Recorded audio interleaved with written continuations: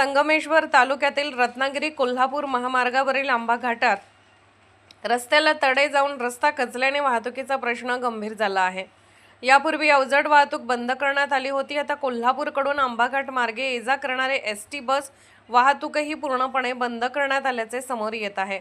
परिवहन विभागाकडून कोल्हापूर पोलीस विभागाला एसटी वाहतूक बंद करण्याबाबत पत्र देण्यात आल्याची माहिती आहे। त्यानंतर कोल्हापूर जिल्हाधिकाऱ्यांनी कोल्हापूर एसटी विभागाला आंबाघाट मार्गे बस वाहतूक बंद ठेवण्याच्या सूचना दिल्याचे समजते।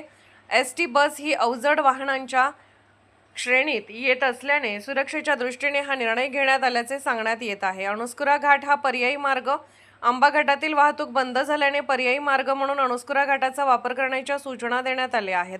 त्यामुळे प्रवाशांना अधिक अंतराचा प्रवास करावा लागण्याची शक्यता असून प्रवासाच्या वेळेतही वाढ होणार आहे।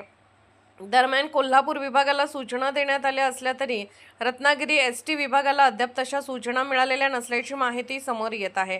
त्यामुळे दोन्ही विभागांमधील बस वाहतुकीबाबत परिस्थिती स्पष्ट होण्याची प्रतीक्षा आहे। प्रशासनाकडून रस्त्याची पाहणी आणि सुरक्षेच्या दृष्टीने पुढील निर्णय घेतला जाण्याची शक्यता आहे।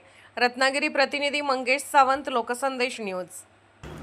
अशाच विशेष घडामोडींसाठी आमच्या YouTube चॅनलला सबस्क्राईब करा, फेसबुक पेजला लाईक करा आणि इन्स्टाला फॉलो करा।